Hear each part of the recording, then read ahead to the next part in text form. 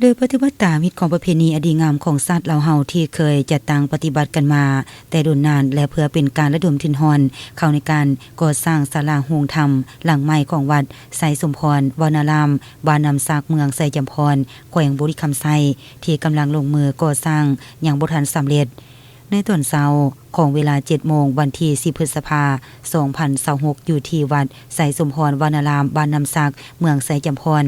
ได้มีพิธีใส่บาตรไหว้พระหับสินถวายสังฆทานและยกยอดโซฟาศาลาโฮงธรรมหลังใหม่ขึ้นอย่างเป็นทางการโดยเป็นเกียรติเข้าร่วมพิธีในครั้งนี้คณะกรรมการฝ่ายสงฆ์มีทานคำพรอินทวงศ์คณะประธานองค์การพุทธศาสนาสัมพันธ์ลาวแขวงบุรีคำไซประธานองค์การพุทธศาสนาเมืองเวียงทองและคณะกรรมการฝ่ายคารวาสมีทานไก่สอนจันทร์ศรีนากรรมการภาคแขวงเลขาคณะบริหารงานภาคเมืองพร้อมด้วยคณะนอกจากนั้นยังมีบริทานพนักงานราชการนักธุรกิจพ่อค้าสาวขายทางภายในและต่างแขวงตลอดฮอดพ่อแม่ปตสบดาเผาภายในเมืองเข้าร่วมอย่างมีบรรยากาศคึกคืนเบิกบานม่วนซื่น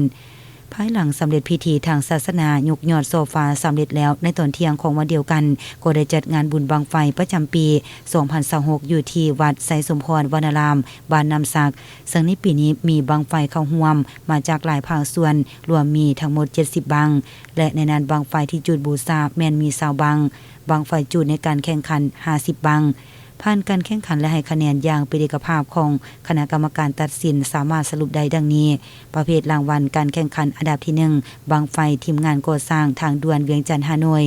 ระยะที่2ได้รับเงินรางวัล3ล้านกีบพร้อมคัน1หน่วย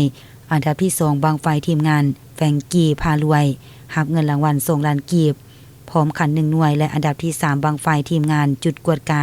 กาแววทงพิลาได้รับเงิน1ล้านกีบพร้อมคัน1หน่วย